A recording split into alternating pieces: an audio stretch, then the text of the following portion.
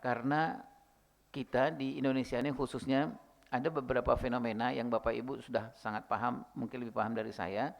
Satu, nauzubillah min dzalik, mudah-mudahan anak-anak kita tidak termasuk anak-anak yang dengan fenomena blast ini. Fenomena blast itu adalah anak-anak yang ciri-cirinya ada 5 ini Bapak dan Ibu.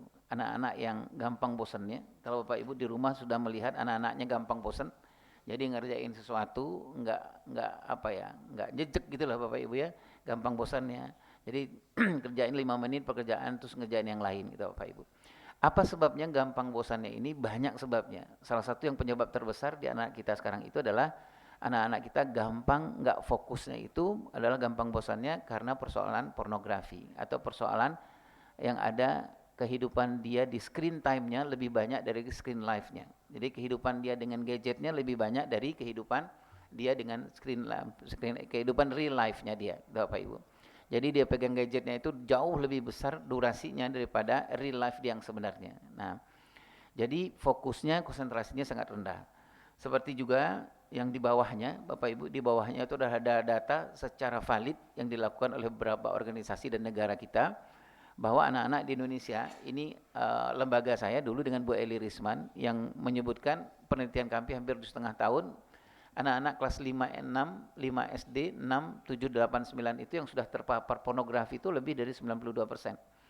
Jadi kalau terpapar pornografi itu maksudnya gini Bapak Ibu, terpapar pornografi itu dia kalau pegang gadget nggak nyaman kalau nggak mengakses pornografi. Nah kalau dia sudah mengakses pornografi lebih dari 20 kali, lebih dari 30 kali, dia dipastikan akan masuk ke sebuah wilayah namanya porno aksi. Nah porno aksi itu adalah yang kemudian membuat anak-anak di Indonesia kelas 5, 6, 7, 8, 9 itu melakukan masturbasi dan onani itu sangat tinggi, gitu Bapak Ibu ya. Karena apa? Karena mereka nggak bisa melakukan hubungan suami istri, tetapi mereka melakukan hubungan suami istri dengan imajinasi mereka. Nah, kalau mereka sudah beronani dan bermasturbasi lebih dari 15 kali, 20 kali, dipastikan hampir sepertiga struktur otak mereka itu gosong. Nah, itulah yang nanti menyebabkan anak kita konsentrasinya lemah, gitu Bapak Ibu ya. Disuruh menghafal ini susah, menghafal ini susah. Itu ciri-cirinya yang 5 ini. Nauzubillah min dzalik, mudah-mudahan kita tidak melahirkan anak-anak atau menyebabkan anak-anak kita terperangkap dalam fenomena ini. Ada fenomena lonely itu adalah anak-anak yang kesepian. Terutama Bapak Ibu yang berkah SWT adalah peringatan buat kita, Bapak Ibu yang bekerja, yang hampir waktu-waktu prime time-nya bersama anak-anak terlewatkan. Subuh berangkat, nggak sempat say assalamualaikum, nanyain emosinya, nanyain apa-apa kepada anak-anak kita, pulangnya malam. Akhirnya prime time dalam pengasuhan itu nggak didapatkan oleh anak-anak kita. Nah akhirnya anak-anak terjebak ke lonely. Lonely itu dia berayah ada, berayah tiada gitu loh Bapak Ibu. Ada ayahnya secara fisik, tapi dia nggak mendapatkan ayahnya secara psikologis, ayahnya secara emosional, ayahnya secara intelektual. Ya. Kemudian ciri-ciri berikutnya adalah angry. Anak kita gampang marah. Kalau di rumah Bapak Ibu sudah mendapatkan ada anak Bapak Ibu yang kalau ada masalah pilihannya cuma dua. Dia melakukan cuma dua. Kalau dia nggak fight, dia flight. Kalau nggak dia kabur, kalau nggak dia ngamuk. Gitu Bapak Ibu ya. Kalau dia, jadi dia nggak bisa menyelesaikan masalah. Kenapa nggak bisa menyelesaikan masalah? Karena memang tidak ada coachnya yang membimbing dia untuk menyelesaikan masalah. Siapa coachnya? Kalau umur 89 tahun sampai umur 15 tahun, coachnya itu adalah ayahnya. Kalau umur 7 tahun ke bawah, coachnya itu adalah ibunya. Jadi kalau dia nggak dapat kemampuan untuk menyelesaikan persoalan, berarti ada dua orang coach ini tidak berperan. Nah, itu yang tadi saya sebut dengan beribu ada, beribu tiada, berayah ada, berayah tiada. Kemudian stres dan tired. Nah, stres ini ayah bunda, di Indonesia anak-anak kita yang sudah terperangkap ke depresi, dinyatakan depresi itu sekitar 20 juta anak-anak kita. Nah, nauzubillah min dzalik, mudah-mudahan bukan anak-anak yang kita tinggalkan di rumah ya Bapak Ibu ya. Apa sebab mereka depresi? Dua penyebabnya. Mereka stres karena sistem pengasuhan dari bapak ibunya. Yang kedua adalah karena stres dari sistem pendidikan yang ada di sekolah. Yang ada di sekolah itu adalah mungkin di sekolah lebih menitik beratkan kepada persoalan akademis, tapi tidak menyentuh kepada persoalan-persoalan emosional, persoalan-persoalan spiritual dan lain-lain. Kalau di rumah itu ayah dan bunda, kenapa anak-anak kita mengalami depresi? Dia stres karena pengasuhan. Apa stres pengasuhannya? Sederhana saja, karena bapak ibunya nggak pernah duduk berdua bareng untuk nentuin pola ngasuhnya seperti apa. Nah gitu bapak ibu ya, gitu ya. Jadi polanya seperti apa? Pola membangunkan anak seperti apa? Bapak ibunya nggak duduk. Ya Bapak Ibu ya, pola marah ke anak seperti apa? Bapaknya nggak duduk. Apa nggak punya waktu? Punya waktu, cuman nggak punya kesempatan untuk duduk bareng. Itu Bapak Ibu ya. Nah kemudian ayah dan bunda di bawah itu, di bawah data, di bawah fenomena itu ada beberapa data yang Bapak Ibu mungkin sudah sering dengar ini, seperti yang terakhir itu ada 63 anak remaja putri itu ya Bapak Ibu ya. Ini dari BKKBN. 63 anak perempuan kita yang range umurnya 16 sampai 20 tahun yang sudah melakukan hubungan suami istri di luar pernikahan itu jumlahnya 60% di Indonesia. 60 sampai range 63%. Apa sebabnya? Karena fenomena belas ini. Fenomena anak-anak kita bercirikan yang 5 tadi itu. Ayah bunda.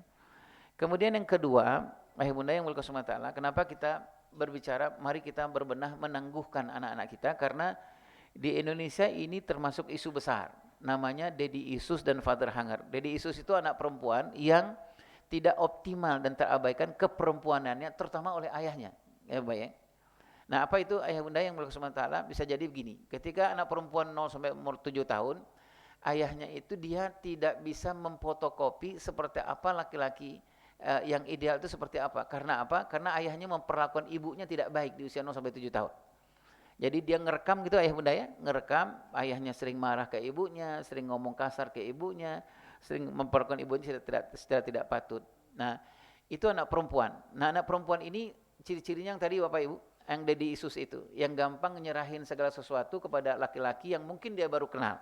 Itu ayah bunda ya. Kenapa? Karena tidak ada sosok ayah, terutama di usia 0 sampai 7 tahun dan 7 sampai umur 15 tahun. Yang kedua adalah namanya father hunger. Father hunger itu juga kembali kepada ayah, adalah anak laki-laki yang laki-laki fisiknya tapi tidak laki-laki 4 yang tadi saya sebut itu. Secara spiritual dia tidak laki-laki, secara emosional dia tidak laki-laki, secara intelektual dia enggak laki-laki, secara sosial dia enggak laki-laki. Jadi dia, kenapa ini bisa terjadi Bapak Ibu yang berkasih ta'ala? Karena tadi itu di usia misalnya 9 sampai umur 15 tahun, di mana Bapak dan Ibu harus melakukan satu proyek besar, namanya proyek akil balik. Setuju ya Bapak Ibu ya? Jadi itu memang diamanahkan Allah SWT, seperti Nabi Ibrahim melakukan proyek akil balik kepada Nabi Ismail di As-Saffat 102 itu. Nah ketika anak laki-laki di usia 9 sampai umur 15 tahun itu, salah satu proyek besar yang pemimpi IC-nya adalah ayahnya itu adalah proyek akil balik. Proyek akil balik itu cuma 2. Bagaimana bapak khususnya melakikan anak laki-laki dan memperempuankan anak perempuan. Itu ya bunda ya. Jadi melatih anak laki-laki, tidak hanya fisiknya laki-laki, tapi emosionalnya laki-laki, cara menyelesaikan masalahnya juga seperti menyelesaikan anak laki-laki. Nah, ayah dan bunda yang berkasih ta'ala, ketika ini tidak didapatkan oleh anak laki-laki kita, kalau anak perempuan kecenderungannya dia memberikan yang paling berharga dalam dirinya, yang tadi saya sebutkan 63%, kalau anak laki-laki kecenderungannya sekarang, Indonesia termasuk punya anak laki-laki umur 16 sampai 21 tahun yang kecenderungan penyuka kepada sesama jenisnya itu sangat tinggi di dunia. Ada yang muda ya. Apa sebabnya? Karena ketika di umur 9 sampai 15 tahun dia stimulan kelaki-lakian dia harus dapatkan dari seorang laki-laki yang bernama ayah itu, dia nggak dapatkan. Itu Bapak Ibu. Saya ambil contoh. Kalau anak Bapak Ibu 9 sampai 15 tahun itu, kalau dia ada masalah, jangan selesaikan. Karena begitulah pola Nabi Ibrahim pada Nabi Ismail. Gitu ya bunda ya. Jadi Nabi Ibrahim, kalau Nabi Ismail ada masalah, Nabi Ibrahim nggak langsung selesaikan masalah.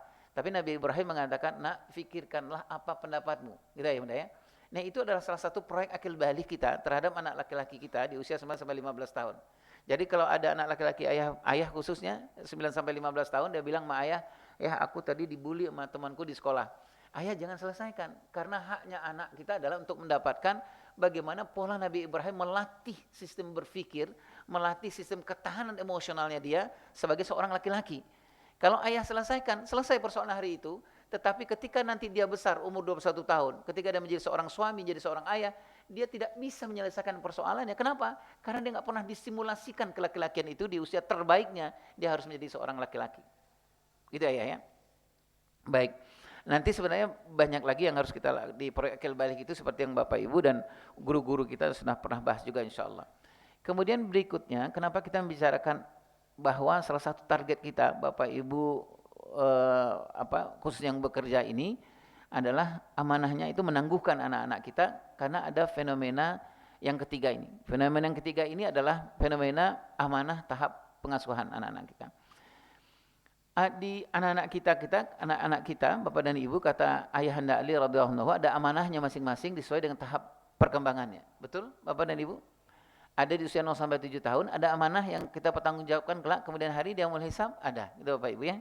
Nanti ada di umur 7-15 tahun anak kita, ada amanah yang harus kita pertanggungjawabkan, ada. Ayah bunda ya. Nah, na'udzubillah min dzalik, mudah-mudahan kita tidak termasuk orang, ayah dan ibu yang tidak mengetahui apa amanah di usia 0 sampai 7 tahun. Sehingga ketika kita nggak tahu amanahnya 0 sampai 7 tahun, kita nggak bisa memenuhi haknya anak kita di usia 0 sampai 7 tahun. Ayah bunda ya. Nah, mudah-mudahan kita nggak termasuk dari kelompok itu. Kemudian misalnya ketika anak kita di usia 7-15 tahun, 8 sampai 15 tahun, kita nggak tahu amanahnya, sehingga kita nggak tahu apa yang harus kita lakukan kepada anak kita di usia 8 sampai umur 15 tahun.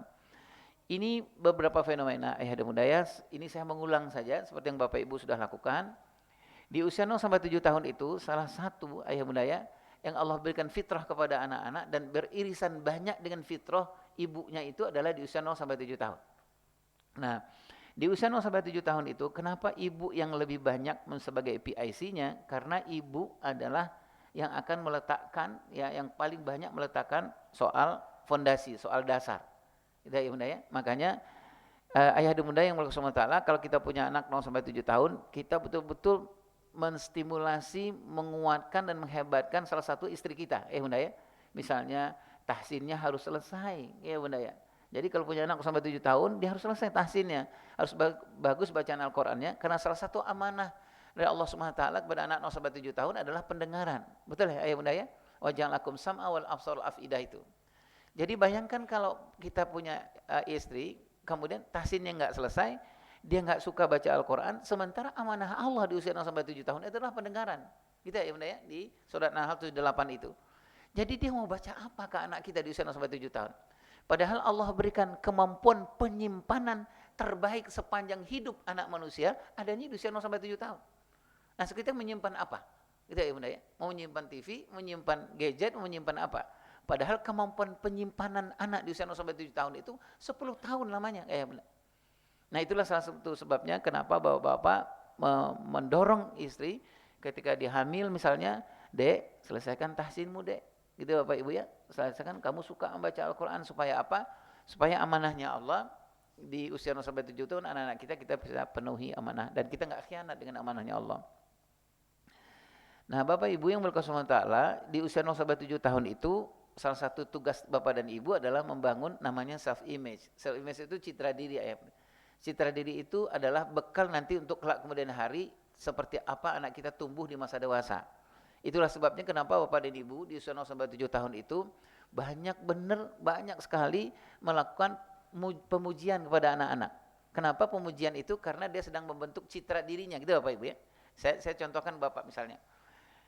Bapak pulang dari kantor, itu misalnya sepatu sudah ditaruh di rak sepatu. Biasanya anak 0 sampai 7 tahun itu nggak bisa diem, Pak. Dia datang lagi ke rak sepatu Bapak, kemudian dia benerin lagi, ngebenahin lagi itu Bapak. Dan dia ngelihat ke Bapak biasanya. Dia bilang, "Ya, ini sepatu taruh di sini ya gitu Bapak Ibu. Dalam rangka apa sebenarnya bunda? Pada sepatu itu udah rapi banget. Dalam rangka apa sebenarnya? Fitrah anak. Apa yang diinginkan fitrah itu apa? Kita udah nggak ketemu 9 jam ayah. Aku membutuhkan pujian dari ayah. Mengatakan kepada aku seperti apa citra diriku sebenarnya. Apakah aku anak yang suka menolong orang? Apakah aku yang suka berberes-beres gitu? Makanya dibutuh pujian ayah. Makanya ayah mengatakan, ya Allah nak, makasih ya sudah membantu merapikan sepatu ayah. Apa yang di dalam diri anak kita? Ada self image-nya, citra dirinya mengatakan pada dirinya, ya Allah, aku kan anak yang suka membantu bapakku. Nah, itu loh Bapak Ibu. Itu yang harus kita banyakin di usia 0 sampai 7 tahun. Karena dia sedang membangun namanya self image itu, citra diri itu. Jadi kalau begitu Bapak dan Ibu, jangan pelit-pelit memuji anak di usia 0 sampai 7 tahun. Bunda ya, jangan banyak ayah katakan kalau dia misalnya ini tas ayah taruh di sini ya, makasih anak, ya Allah, anak ayah yang suka membantu. Gitu loh Bapak Ibu ya. Karena dia akan dikumpulkan itu. Saya khawatirnya Bapak dan Ibu, sudahlah kita jarang bertemu dengan anak-anak kita. Bagi Bapak Ibu punya anak 0 sampai 7 tahun, dia ketika Bapak pulang, Ibu pulang, dia jarang juga mendapatkan haknya dia. Gitu Bapak Ibu ya. Jadi enggak akan terbangun. Citra dirinya enggak terbangun, nanti kalau dia kosong umur 9 sampai 15 tahun, umur 9-15 tahun enggak terbangun harga dirinya Bapak Ibu. Anaknya suka minderan. Kenapa? Karena enggak pernah dikuatkan, enggak pernah difullkan oleh Bapak Ibunya di usia 0 sampai 7 tahun. Aku ini siapa? Gitu Bapak Ibu. Aku ini penolong atau tidak? Aku ini suka membantu atau tidak? Tapi kalau 0 sampai 7 tahun Bapak dan ibu nggak kurang-kurang mengatakan itu kepada anak, mudah-mudahan urusan nanti pornografi di usia dia balik, urusan dia apa gitu Pak Ibu, mudah-mudahan gampang kita selesaikan. Kenapa? Karena sudah terbentuk harga dirinya gitu apa ya. Dan itu dimulainya di usia 0 sampai 7 tahun. Ayah bunda yang berkata Allah Ta'ala, kemudian amanah yang menyebabkan anak-anak kita menjadi lemah itu, yang tidak tangguh itu, yang kedua adalah amanah di usia 7 sampai 15 tahun atau usia 8 sampai umur 15 tahun. Nah, ini ada satu proyek besar namanya proyek Akil Balik. Nah, saya berhusnuzon kepada Bapak dan Ibu semua yang mulia Allah Ta'ala sudah melakukan proyek besar ini yang akan menentukan seperti apa anak di masa dewasa. Gitu ya bunda ya. Proyek Akil Balik ini sederhana saja. 2 yang kita lakukan, lakikan anak laki bapak dan ibu, dan kemudian perempuankan anak perempuan bapak dan ibu. Nah, apa target kita? Membentuk harga diri sebenarnya. Jadi dia berharga, anak laki-laki itu harga diri laki-lakinya kuat, dan anak perempuan maaf, anak perempuan harga dirinya juga kuat. Kalau anak perempuan harga dirinya kuat, bapak dan ibu yang mulia Allah Ta'ala, bagaimanapun laki-laki memuji dia, bagaimanapun laki-laki menggoda dia atas izin Allah insyaAllah, mudah-mudahan dia akan mengatakan kalau ada teman laki-lakinya muji dia, kamu cantik banget gitu. Dia bilang udah selesai sama bokap gue, gitu Bapak Ibu. Jadi nggak perlu lagi lu tambah-tambah gitu Bapak Ibu. Kan dia udah selesai, bunda. Bapaknya dulu di usia 0 sampai 7 tahun pulang, anak perempuannya bilang, "Ayah, ini minum ayah." Ya Allah kata ayahnya, Khadijahnya ayah. Nah, gitu Bapak Ibu ya, gitu. Udah selesai, gitu Bapak Ibu. Ya.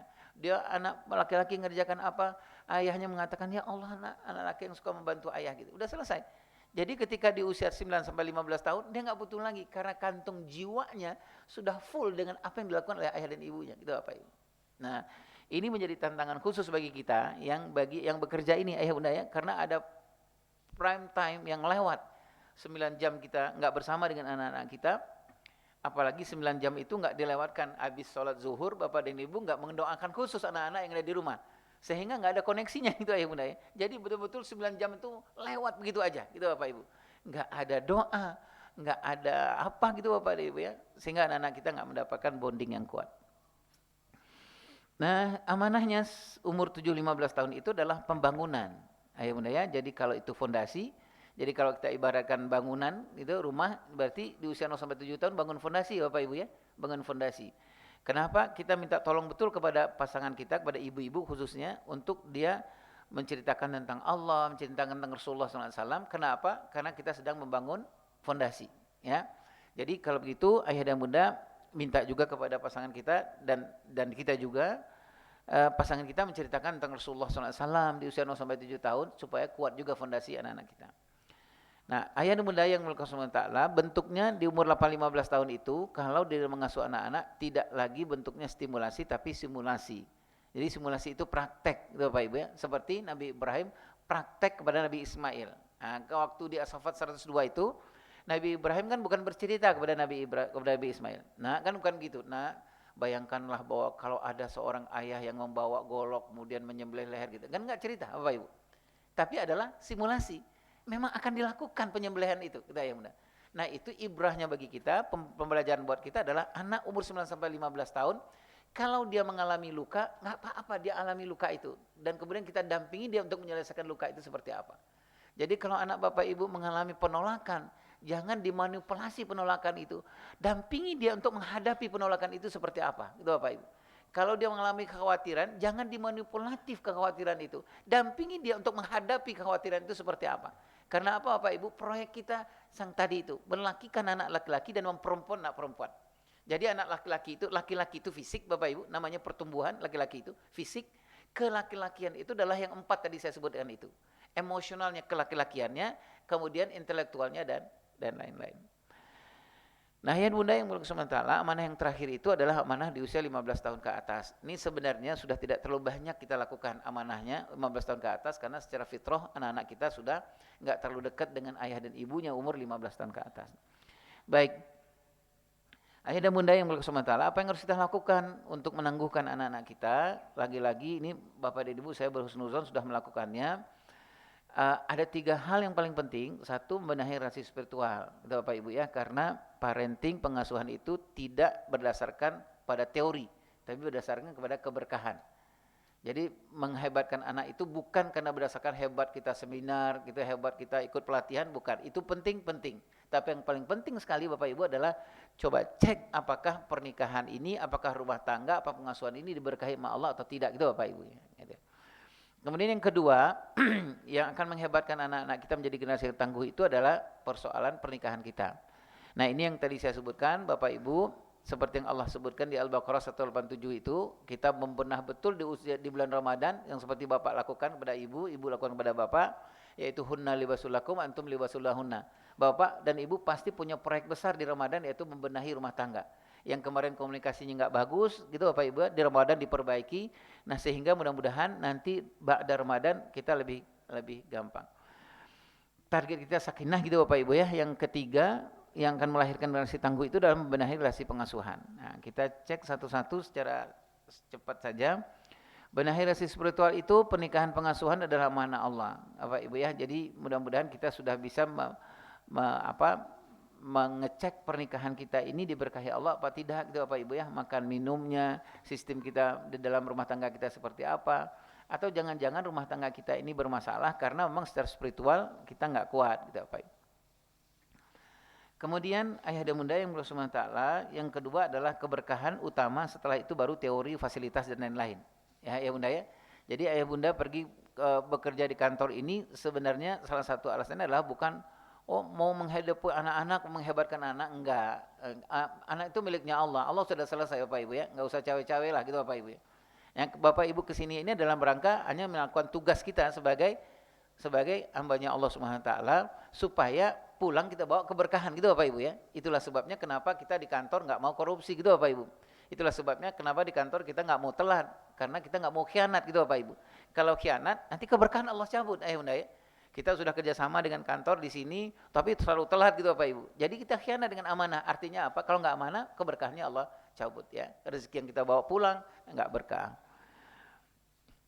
Yang kedua adalah relasi pernikahan. Nah ini kita menghindar, auzubillah min zalik, kita bebenah gitu Bapak Ibu, mudah-mudahan kita dengan pasangan kita tetap sedunia dan sesurga, tetap serumah dan sejiwa.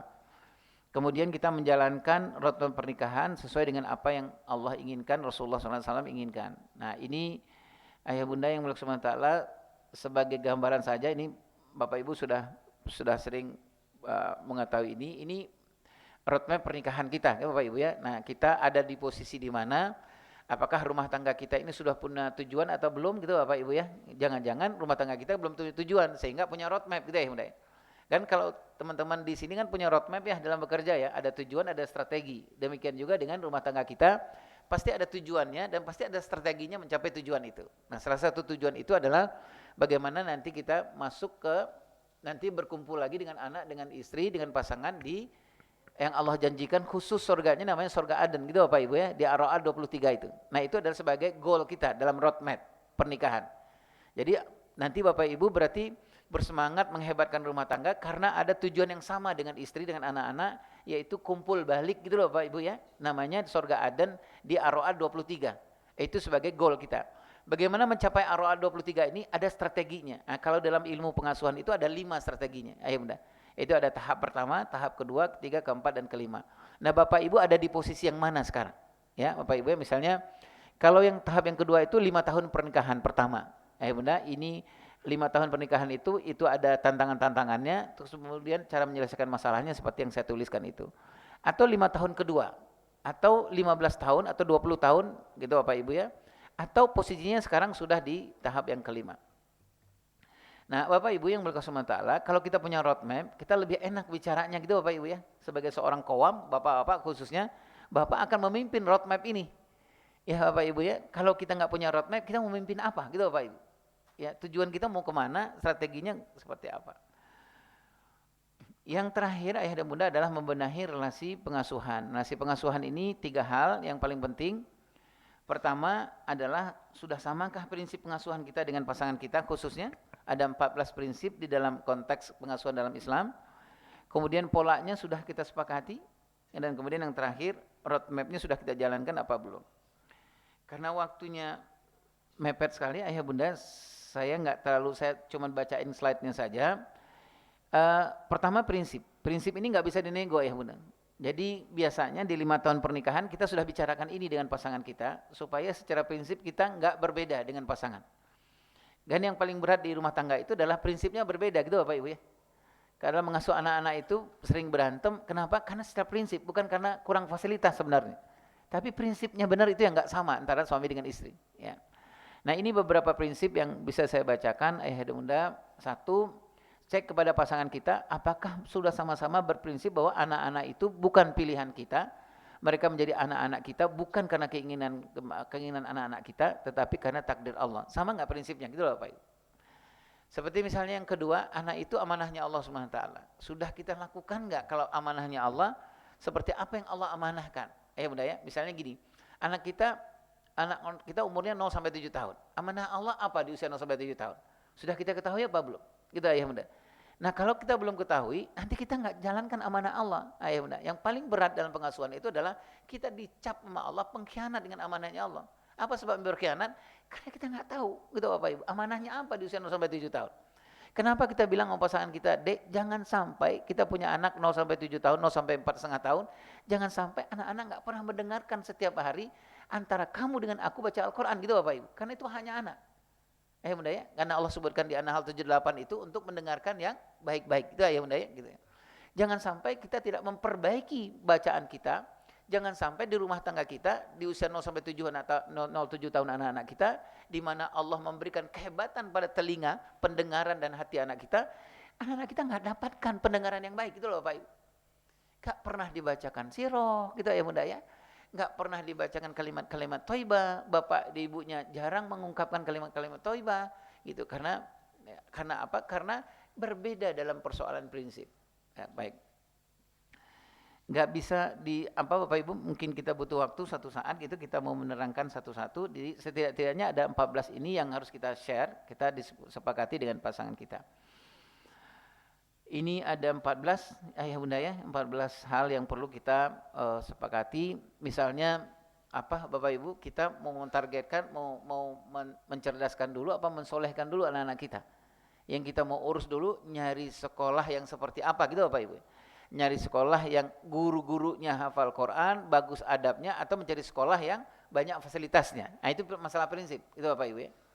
Jadi kalau di sini di prinsip pengasuhan itu jangan cari sekolah yang menjual fasilitas, tapi sekolah dalam tanda petik menjual kompetensi dan kompetensi gurunya gitu Bapak Ibu. Ayo Bunda ya. Jadi nggak usah tergoda dengan fasilitas ini, playgroundnya berapa luasnya, nggak usah tergoda. Tapi Bapak Ibu tanya ke sekolah itu, wahai sekolah, saya bawa anak laki-laki saya, boleh nggak bantu saya untuk menjadikan anak laki-laki saya menjadi Ishak dan Ismail kelak kemudian hari? Kalau sekolah itu bilang Ishak yang mana Pak, Ismail yang mana Pak? Fasilitasnya seabrek, nggak usah masukin anak ke situ, Bapak Ibu. Karena dia nggak ngerti tuh ayah. Ya Bunda ya. Nah tapi kalau sekolahnya sederhana, ayah dan bunda kemudian kita bilang, saya bawa anak perempuan saya ke sini, wahai pihak sekolah, boleh nggak bantu saya untuk menjalankan satu hadis Rasulullah untuk mengenalkan 4 perempuan kepada anak perempuan saya ini. Kalau sekolah itu mengatakan, sekolah kami punya proyek itu, oh, Pak, gitu. Apa proyeknya? Anak bapak nanti akan kami bina, kami bantu untuk mengenal siapa Bunda Maryam binti Imran, siapa Bunda Khadijah binti Khalid, sampai Bunda Fatimah, siapa Bunda Aisyah binti Muzahib. Gak punya fasilitas yang hebat pun masukin anak bapak ke situ. Bunda. Karena itulah esensinya, itu prinsip. Bunda ya. Baik. Kemudian kita lanjutkan pola, Bunda ya. Pola ini, Bunda adalah bagaimana sehari-harinya Bapak dan Ibu mengasuh mendidik anak-anak. Ini pola sederhananya seperti ini, sudah Bapak Ibu lakukanlah insyaallah. Anak-anak 0 sampai 7 tahun itu yang Allah kuatkan 3 ini, pendengaran, penglihatan dan hati. Gitu Bapak Ibu ya. Wallahu akhrajakum min butuni ummahatikum la ta'lamuna syai'a wa ja'alakum sam'a wal absara wal afidah la'allakum tashkurun. Bunda ya. Jadi tiga yang harus kita kuatkan, 3 amanah di usia 0 sampai 7 tahun, 3 amanah yang Bapak akan pertanggungjawabkan kelak di yaumul hisab. Bunda ya, yaitu pendengaran, penglihatan dan hati nurani. Bunda ya. Pendengarannya apa yang Bapak Ibu sampaikan kepada anak di usia 0 sampai 7 tahun, apa yang dia lihat, Bunda ya, dan apa yang dimasukkan ke hatinya. Nah, seperti apa pola asuh dengan amanah yang Allah berikan yang 3 ini? Pola asuhnya 3 saja. Anak 0 sampai 7 tahun itu arahkan, karena di usia 0 sampai 7 tahun itu anak-anak enggak ada yang benar, Pak. Ada anak-anak yang benar di usia 0 sampai 7 tahun? Enggak ada ya. Anak-anak enggak ngerti soalnya, mana benar, mana salah belum ngerti. Tugas kita mengarahkan. Kalau dia salah, arahkan ke yang benar. Dia salah lagi gimana Ayah Irwan? Arahkanlah ke yang benar. Kalau dia makan minum tangan kiri gimana Ayah Irwan? Contohkan tangan kanan makan minum tangan kanan nak, gitu Bapak Ibu. Kalau kembali 5 menit dia makan minum tangan kiri lagi gimana Ayah Irwan? Arahkan lagi kepada yang kanan. Karena tugas kita adalah mengarahkan. Gitu ya Bunda ya. Kemudian membiasakan kalau dia melakukan sesuatu yang baik, kemudian berikan pujian Ayah Bunda dan kemudian keteladanan. Ini pola yang harus kita sepakati. Pola di usia 8 sampai 14 tahun salah satunya Bapak Ibu adalah pola yang dilakukan Nabi Ibrahim kepada Nabi Ismail. Gitu Bapak Ibu ya. Yang tadi saya sebutkan bentuknya simulasi. Ya, yang benar simulasi. Nah, karena bentuknya simulasi, bentuknya praktek, ini ibu fitrahnya lebih pas bapak fitrahnya. Jadi ini bapak punya anak 8 sampai 15 tahun, bentuknya role play ya Bapak Ibu ya. Jangan cerita lagi, role play. Role play itu maksudnya see and do. Perlihatkan kepada anak beginilah sakit itu dan libatkan dia dalam sakit itu gitu Bapak Ibu. Berapa lama proyek ini? 7 tahun Umur 8, 9, 10, 11, 12, 13, 14, 15. 15 tahun dia sudah praktek itu Bapak Ibu. Kalau 15 tahun, 16 tahun dia mengalami kekecewaan, anak kita sudah sangat gampang untuk menyelesaikan persoalan kekecewaan seperti apa. Nah Bapak Ibu yang berkah ta'ala, inilah yang kita hadapi di masa sekarang ketika Gen Z umurnya 20 tahun secara fisik, tapi umur psikologisnya, umur emosionalnya 15 tahun. Umur fisiknya umur 27 tahun, tetapi secara emosionalnya dia umur 15 tahun. Gitu ya. Jadi mungkin dia sudah menikah, umurnya 30 tahun, secara fisik 30 tahun, tapi istrinya, dia memperlakukan istrinya seperti anak umur 20 tahun, gitu ya Bunda. Kenapa? Karena pola ini, salah satunya karena pola ini. Jadi Ayah Bunda, kalau begitu polanya untuk menghebatkan apa yang Allah amanahkan di usia ini, saya tuliskan di bawah itu berdialog. Seperti Nabi Ibrahim berdialog kepada Nabi Ismail. Di As-Saffat 102 ini. Ya, kemudian membimbing, bukan lebih banyak memberikan instruksi. Jadi kalau begitu, berarti polanya kita rubah nih Ayah dan Bunda. Kalau 0 sampai 7 tahun, polanya Bapak dan Ibu datanglah sebagai as a teacher. Estetika itu membimbing betul nontohin gitu Bapak Ibu ya. Tapi kalau pola anak Bapak Ibu umur 8-15 tahun jangan as a teacher tapi as a coach gitu Bapak Ibu ya. Karena Nabi Ibrahim dan Nabi Ismail itu as a coach, membimbing. Coach kan banyak nanya ya Bapak Ibu ya. Coach itu kan enggak menyelesaikan masalah, membantu orang itu menyelesaikan masalah. Gitu ya Bunda ya. Itu coaching ya Bunda ya. Coaching kan kita enggak bilang gini. Oh bagusnya begini aja, kamu harus begini, kamu harus, enggak gitu ya Bapak Ibu ya. Kalau coaching itu kan kita nanya, kamu apa yang kamu alami? Oh saya sedang ini Ayah Irwan, saya lagi enggak punya uang. Kan kita enggak kasih uang ya Bapak Ibu ya. Tapi kita mengcoaching dia gitu ya. Mengcoaching itu adalah inside out. Membangun makna yang ada, potensi yang ada dalam dirinya supaya dia bisa menyelesaikan masalahnya gitu Bapak Ibu. Gitu ya Bapak Ibu ya. Ya, mudah-mudahan sama ya pengertian kita. Nah, usia 8-15 tahun kita datang sebagai seorang coach. Jadi tanya kepada anak kita, banyak nanya, abang kenapa abang dibully? Oh gini ini, menurut abang bagusnya gimana? Apa? Oh gitu ya, oke gitu. Oh menurut aku gini ya, udahlah. Aku tahu temanku itu sebenarnya nggak sengaja ya. Kalau begitu menurut abang bagusnya gimana? Ya udah ya, aku maafkan saja. Ambil keputusan. Karena Nabi Ismail di As-Saffat 102 ini dibimbing Nabi Ibrahim untuk mengambil keputusan. Ayah nggak usah takut. Ya kalau itu perintah Allah lakukan. Nah, itu Bapak Ibu ya, itu adalah skill yang harus kita juga stimulasikan kepada anak-anak kita. Jangan banyak instruksi, tapi membimbing, jangan banyak memaksa, lebih banyak melibatkan. Nah, terakhir Bapak dan Ibu adalah menangguhkan anak-anak kita, dan ini juga insya Allah sudah kita lakukan dan kita sudah banyak belajar di guru-guru kita. Ini roadmap yang Bapak Ibu sudah sepakati lah. Ini mungkin sudah sering diulang-ulang oleh guru kita bahwa mengasuh anak laki-laki itu dengan anak perempuan pasti berbeda. Bunda ya, pasti berbeda itu ya, karena di dalam Al-Qur'an juga berbeda. Jadi amanahnya juga berbeda, target-targetnya juga berbeda. Nah, target kita, anak-anak kita di usia 21 tahun, 23 tahun ke atas itu, targetnya adalah dia laki-laki tapi punya kelaki-lakian. Gitu Bapak Ibu ya. Nah, kelaki-lakian itu target kita sebenarnya. Nah, kelaki-lakian itu di dalam konteks pengasuhan dalam Islam ada 7 yang saya tuliskan di situ.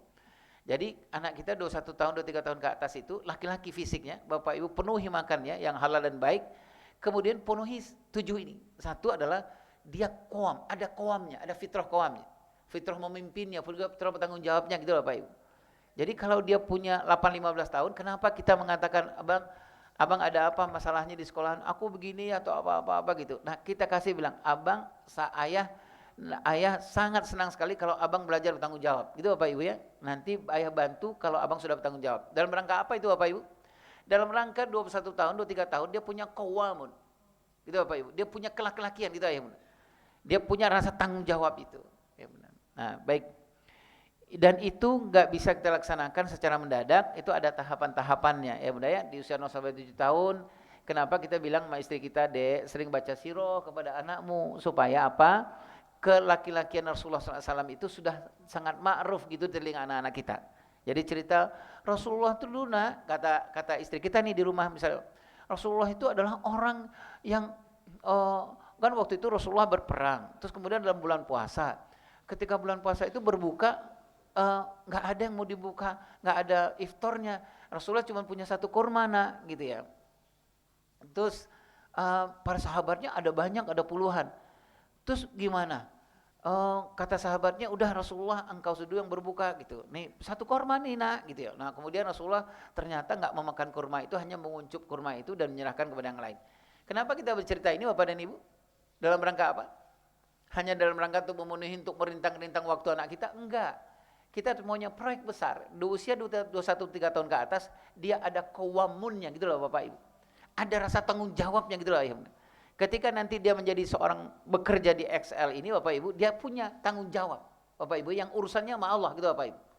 Jadi ketika misalnya diamanahkan satu jawab ke dia, itu urusannya dia nggak diawasi sama atasannya, nggak ada masalah. Karena dia bilang ini ibadah saya bekerja di sini. Ada yang lebih hebat di atasan saya, Allah Subhanahu wa taala. Dan itu munculnya adalah qawamun Bapak Ibu. Dibentuknya sejak dari kecil. Gitu ya Bunda ya, gitu ya. Nah, kemudian umur 14 tahun. Demikian juga anak perempuan. Ya Bunda, anak perempuan pasti ada target-target Bapak Ibu untuk membentukkan perempuan kita. Ada saya tuliskan di situ. Ada qawarir, ada al-wadud, ada hafizat dan lain-lain. Nah, anak perempuan ini salah satunya, ayah bunda adalah salah satunya caranya dalam pengasuhan dalam Islam itu adalah bagaimana kita mengenalkan 4 perempuan ini kepada anak perempuan kita. Ya bunda ya, kalau usia 0 sampai 7 tahun, kalau saya sarankan Bapak Ibu punya anak perempuan 0 sampai 7 tahun, jangan sampai enggak diceritakan 4 perempuan ini, ya bunda ya. 4 perempuan ini. Di 4 perempuan ini ada 7 yang saya tuliskan ke perempuan itu ayah bunda. Ya, di dalam diri Bunda Maryam itu ada seorang yang penuh dengan kasih sayang. Ada seorang di dalam diri Bunda Khadijah itu ada yang 7 yang saya tuliskan ke perempuanan itu. Jadi kenalkan kepada anak 0 sampai 7 tahun, Bapak cerita aja, si ibunya cerita aja.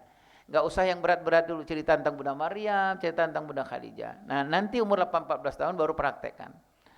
Bapak Ibu yang berkah taala, mudah-mudahan dengan 3 ini ayah bunda membenahi relasi spiritual kita, membenahi relasi pernikahan kita dan membenahi relasi pengasuhan kita. Kita terhindar dari apa yang Allah khawatirkan kepada kita, meninggalkan anak-anak yang lemah, dan insya Allah kita akan meninggalkan anak kita yang tangguh. Meskipun kita nggak bertemu dengan anak kita setiap hari Bapak dan Ibu ya, tetapi nanti agak lebih gampanglah kita menjawab pertanyaan Allah di yaumul hisab, bahwa kita bukan laki-laki, bukan ayah, bukan ibu yang pengkhianat, tetapi ayah ibu yang menjalankan amanah yang Allah amanahkan kepada kita. Wallahu a'lam bishawab. Mudah-mudahan Allah mudahkan kita melahirkan generasi yang tangguh di era yang banyak sekali yang membuat anak-anak kita lumpuh dan rapuh. Wallahu a'lam bishawab. Assalamualaikum warahmatullahi wabarakatuh.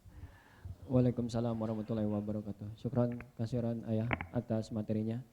Baik teman-teman jamaah, karena waktu sudah menunjukkan pukul 1 siang, kita cukupkan kegiatan kajian